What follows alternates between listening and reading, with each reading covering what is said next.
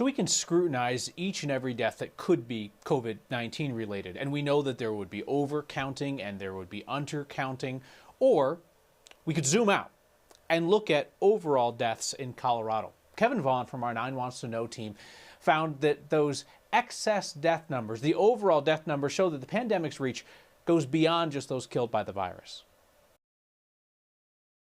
The words are Benjamin Franklin's. Nothing can be said to be certain except death and taxes. Taxes depend on the government.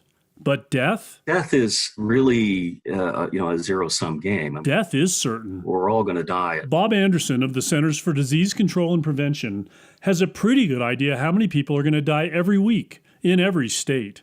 And a very good idea when more people are dying than predicted, what are known as excess deaths. We're defining them using a threshold that is based on the number of deaths that we've seen in the past. In past years at the same time period. Here's how all that works.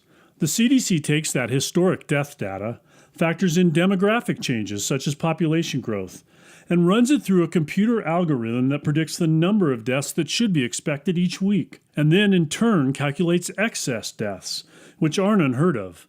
Colorado had 17 last year. Something as simple as a wide outbreak of flu can cause a jump in the numbers. But this year? Well above what we would normally see, even in a bad flu season. The CDC's computer models bear that out. So far in Colorado this year, the CDC estimates that at least 134 people have died in excess of what was predicted, deaths that were not attributed to COVID-19.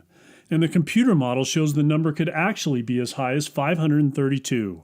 And it's not just the CDC. Douglas County Coroner Jill Roman found a 40% increase in deaths in April that were not blamed on the pandemic. So what's driving the increase in deaths? Undiagnosed COVID cases. Glenn Mays has several ideas. In particular, COVID deaths that are occurring outside of hospital settings, where we've got more diagnostic capability and more clinical expertise to determine. Mays is chair of the Department of Health Systems Management and Policy at the Colorado School of Public Health. He knows determining the cause of death is an imperfect process. The immediate cause of death is not COVID. You're going to die of a cardiovascular event, you're going to die of a stroke, you're going to die of a pulmonary problem. But even accounting for missed COVID-19 cases doesn't fully explain what's going on. People who are aware of the pandemic, understandably, are less likely to seek care during this period of time, less likely to go to the emergency department. A kind of pandemic domino effect the CDC's Anderson believes is likely. They could be deaths that we would refer to as indirect deaths, deaths that are associated with a pandemic but not specifically attributable to COVID-19. For Next, I'm Kevin Vaughn. It could take a couple of months or even in cases longer for the complete death info to be added to the CDC system, so we'll check back on that later this year.